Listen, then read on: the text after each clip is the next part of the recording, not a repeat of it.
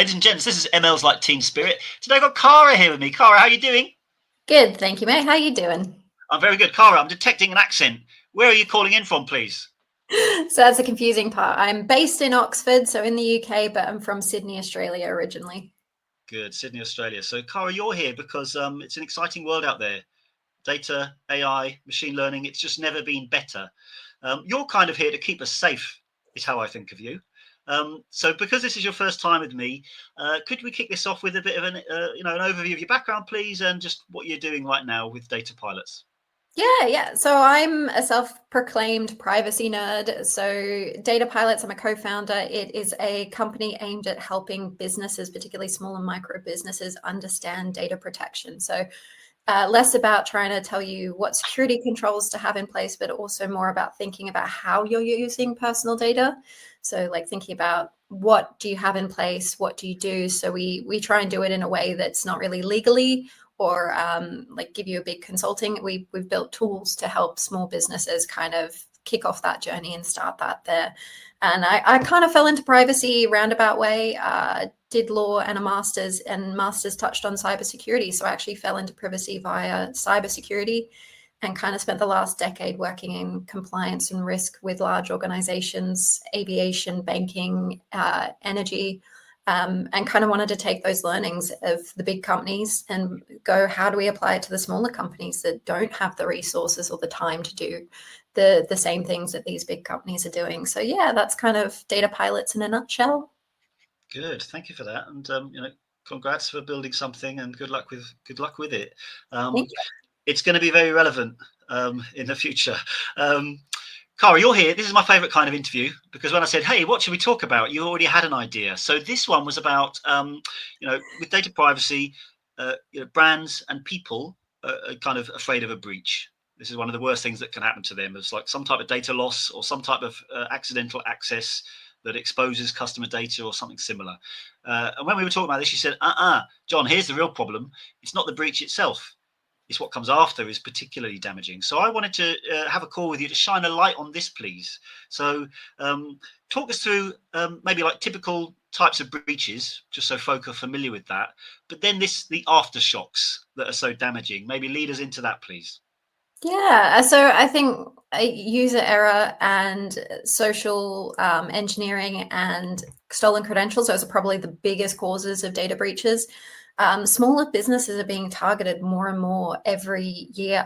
Like they're the great ones because they are dependent upon the software and tools and they don't have the same resiliency. So if you get hit with something like a ransomware, it's literally pay or go bust. So, and even those ransomwares are creeping up and up, especially with the introduction of AI getting involved in terms of like being able to scroll through massive amounts of data sets. I think there was a massive data breach. I want to say 16 billion. Somebody will check me on that. But credentials, passwords that were recently exposed, and people, even myself, use the same password across multiple systems. Just because that account's been hacked for something else doesn't mean that another account isn't now vulnerable. So those are probably one of the biggest things that put smaller businesses at risk. And yeah, exactly like we were talking about, it's not the breach itself. It's kind of like what happens after you've detected it. It's like, what do you do? Yeah, Well, I'm let's thinking, rewind a moment, Cara. So the bit of the second one of the three, yes, social engineering, you called it, and I don't know yeah. what this is. What does that mean? So social engineering is basically where you've been targeted. So you could be the financial person in an organization on LinkedIn, and Ah, somebody emails you and convinces you. So I know a company that um, they sent an email directly to the financial person pretending to be the CEO, and they changed the email to be a one instead of an L. So you couldn't see that it looked like that it wasn't that person's email, asking them to transfer a significant sum of money, and the person thought it was the CEO. So they've kind of followed up and then made them go, I need this done by X date. It needs to be done. The CEO was on holiday. The person thought they were doing the right thing. And then, especially now with deep fakes, there was another company, a bank, that had an individual on a call with who he thought visually was the CFO, I think it was. And again, he thought he was talking to a real person, being told this person was targeted because of who they were, rather than just scrolling the internet for stolen credentials. Got it. And then, so zoom in on the aftershocks. So there's been a breach. Mm. Oh dear. It's dramatic and scary. But what are the things that are happening afterwards that are so high risk? In your words, were businesses are going bust, not because of the breach, but because of their controls and kind of what happens subsequently. So what happens afterwards? Yeah. So speaking to a company that maybe like this is if they've even detected the breach. Sometimes it can take over 250 days for a breach to even be detected. And then you've got somebody in your system. So once you've identified it, it's like, what do you do? It's who do you get to help you? If you're a small or a macro business, do you have the right people to help you? Do you know who to go to for IT support? Do you have to outsource? All of that takes time and money. And then you've got the employee hours that, I mean, you're a small business, you're focused on your products, your services, and you're growing them. But suddenly you're going to be losing the next few months of your team devoted to just working out what was the data that was impacted and then working out what do you need to do. Some people may not know they need to notify regulators. They may not know they need to notify people. And then once they notify people, what are the result going to be for the customer? Is the customer going to stay? I think there was a survey that found 20% of customers switch immediately. So do you need to get PR involved to make sure the message is compliant? You also have time limits involved in these. Some of these notifications, like 72 hours for the GDPR in the UK and Europe. So it's kind of like it can be utter chaos if you haven't got a plan in place and don't know how to respond appropriately. So yeah, time, money, operational disruptions. If a system has been shut down, I think recently in the UK we saw Marks and Spencer have a breach where they had to shut down their online grocery service for over a month, and that was because of I want to say ransomware attack. So these can all kind of stop a business from functioning essentially, because again, if a business doesn't have the money or barely has the money to pay for ransomware, then it's got to now recoup that as well on top of all of the other operational costs and functions to consider. So it's the data breach itself is just the start. So here I'm thinking out loud here. Is it the case there's brands that are when you say you're like working with SMEs and this type of thing, there's a size of business that's between the kind of nothing, and then you become big enough at some point that you have your own cybersecurity policies and resilience things and whatever you call it, disaster recovery and action plans as to what you would do. Is it the case that like small and medium-sized business, do they even need a plan for this? Like, is there anything when they're setting up their business and using tech and data, what would prompt them to have like a plan to overcome this type of a breach? Or is it just that is this what you're here for? Well, yes, as well. So part of what we do is Data Pilots has a privacy health check. So we ask you about your practices and then give you guidance on where to go and what to do to kind of improve your maturity and reduce your risk. Because at the end of the day, this is a risk battle. You're trying to minimize the risk of it occurring with controls, and then you're trying to minimize the risk of everything that occurs afterwards by having a plan in place. So and we're looking at launching a toolkit which will have an incident response plan for businesses as well. So that is something that we're hoping to get out soon. But smaller businesses, just because they don't have the size or the resources, I think it's really important that at the end of the day that just some thought or consideration goes into, well, what happens if something goes wrong, and thinking about it. Because the worst thing that can be is like your customer tells you, by the way, why have I got this? And then suddenly you're on the back foot trying to justify to your customer what's going on when you don't even know yourself. So I think the biggest thing, particularly for smaller companies, is just thinking about the data that you collect from customers. I think we've been in an age for so long where data has value, provides a value. But thinking about do you actually need to collect all of it, or do you need to use everything that you collect, or kind of going, okay, well, I collected this and I've not used it, and it's not probably accurate anymore because it's probably out of date. So let's delete it. Taking into account like what data do you actually need to run your business? What data do you actually need to use? And then thinking about, okay, well, what happens if that data is exposed? Do I know what to do? So having those thoughts in place so that you can kind of respond quickly, rather than somebody on X going, by the way, did you know about this? Or somebody emailing you going, why am I receiving these emails from you? That's probably, yeah, that can be really damaging, especially for smaller businesses where your reputation is everything, especially as you're growing. Yeah, it's really interesting on the redundant data side of it. Mm. I'm into sort of data sciences and analytics, and the analysts, we often want to keep all the data forever in case it's useful, even though it might be very sparse. The completedness of it might be strange, and it might not be, those data points might not be present across all customers. Therefore, it's limited from an insight perspective anyway, but we still want to keep it just in case. So like lots of data is retained for up until the very limits of whatever GDPR type guidance, and general best practices. But yeah, it's a good point. It's a good point. Take me back to Marks and Spencers. I'm glad you brought them up. Can you did you have a take on it? Like I kind of read about it, but like why not take us through like what happened? What did it cost them? Like were you following the story? Yeah, at a high level, it cost them quite a lot in terms of the loss of the revenue from the not being able to provide for customers. Then there was the ransomware. I don't know whether or not they actually paid, but I'm pretty sure it was like a double ransomware. So it was one to be provided with the data and then another to unscramble the data. So they kind of hit them twofold. But yeah, like something like that where it's public, I think I found out about it on TikTok of all things from the UK Information Commissioner's office, where they were informing people that it had occurred. So it was a very interesting situation where you've got the Information Commissioner informing people about it before the company had notified people about it, or at least as far as I'm aware, that was the order. So the company did end up notifying people, trying to provide reassurances that going, yeah, some of your details may be exposed.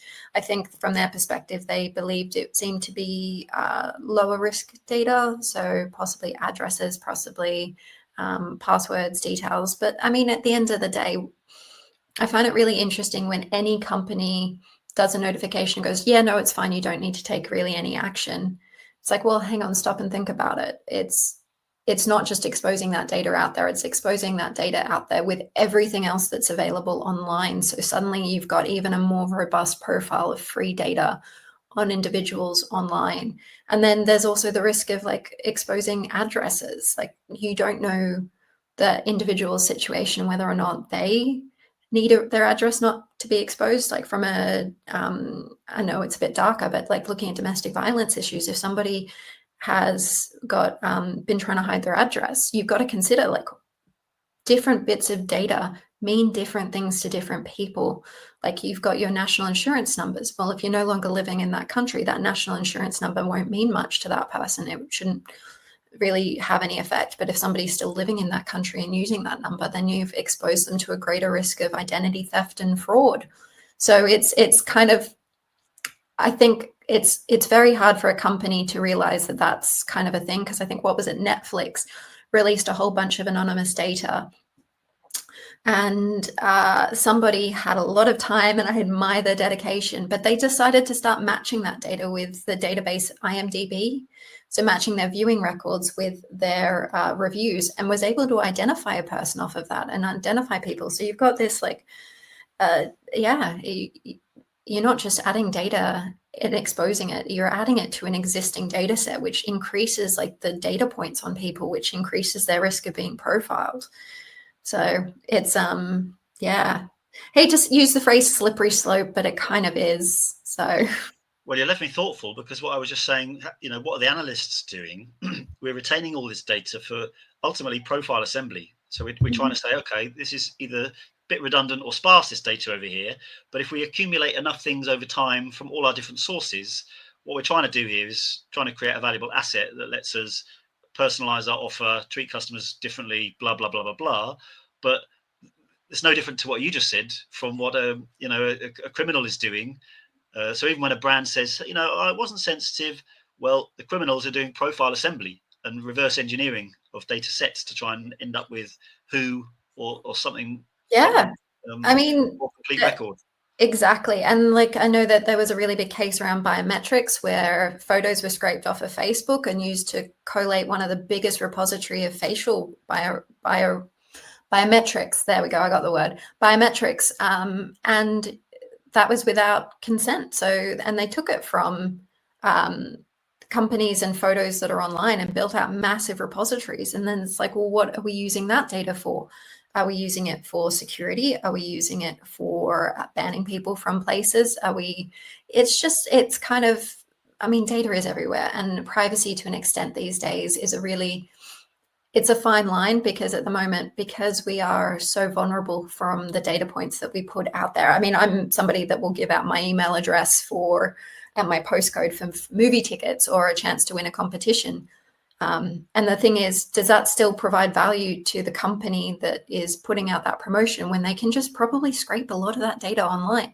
And it's the laws like the GDPR that kind of allow us to have that control over the data, because we make companies go through the steps to get consent from the individuals. So it's kind of looking at that twofold. It's like, well, you want to build a really good repository of data for a company that can be used to help that company grow. But at the same time, it's like, what harm can be done with that data? And it's less about what can you do with the data and what should you do with the data. Good. Thank you for all this. So Cara, we're going to try and wrap this. Can I ask you for some tips? So you have data pilots, you're serving the SME community. We've got M&S over there, one of the big players. Could I ask, and I know in your full-time role, you work in really big brands and, big organizations. Could you give us like 3 tips? Like what could the smaller brands adopt in terms of these security measures and mindsets? What would be your top 3 that you kind of like would advise anyone watching this thinking, Jesus Christ, what are these two on about? I'm terrified. Like, what would be 3 things to do? Okay, so smaller companies, I think the thing is just understand the data that you're collecting and when you're storing it. I think those are the first 2. So know what you're collecting and know how you're protecting it. Is it in a secure location? Do you have passwords on it? Who in your team has access to the data? Because you've also got to think about insider risk as well. And then know what to do when things go wrong, even if that's just sitting down and marking up, okay, the data that I hold is sensitive, therefore it's likely to cause an issue if it was exposed. I'll probably need to notify the regulator if it were the worst to happen. We don't want the worst to happen, but it could. So let's plan for the worst, which is, okay, I need to notify the regulator. Okay, if this data is exposed, I will probably need to notify individuals. Let's have a template letter just in the back fold that's been reviewed by somebody who knows what they're talking about, or at least comfortable with it. So then when you're sending it out, you've been thoughtful, you're not kind of under that time crunch. So just know what you want to do. Think about, okay, if that data gets exposed, how would I help my customer? So thinking about, okay, if you're a financial advisory service, do you need to offer them credit monitoring for 12 months just so they've got that assurances behind them that that you show you care about your customer? Because at the end of the day, who are we without our customers and our clients? So show that we care about it, demonstrate that through our actions. I think there was an incident in Australia, the Red Cross, and it was sensitive health data that was exposed. And I think the way that they notified people in such clear explanations was brilliant. It was fantastic. It was actually the first time my father ever understood what I did as a job, because he's like, oh, wait, you do this. And so, yeah, it makes a difference. It's about how you support your clients moving forward will be really critical in terms of branding, reputation, and client retention. So that's smaller companies. Bigger companies, same thing, just on a different scale, which is why smaller companies probably need more support for this. So bigger companies, it's about reducing the data they hold, legacy data systems. If you don't need it, don't keep it. You're also talking about the technical debt and the cost of holding that data now in storage facilities, especially if you're large, long-standing organizations. The controls, most large organizations dedicate teams to looking at securing it, so they do what they can, but they can also practice their data breach responses. So you're talking about tabletop exercises, you're talking about running through and making sure that, like, as the laws change, you keep up to date. Do you need to notify new regulators? With the larger organizations, you have multi-jurisdictions, so that's always fun. So yeah, that's just a few tips for the small and the large organizations. Oh, well, Cara, look, we're happy to have you help us all with this. So look, thanks for your insights today, Cara. Ladies and gents, this was ML's Like Teen Spirit.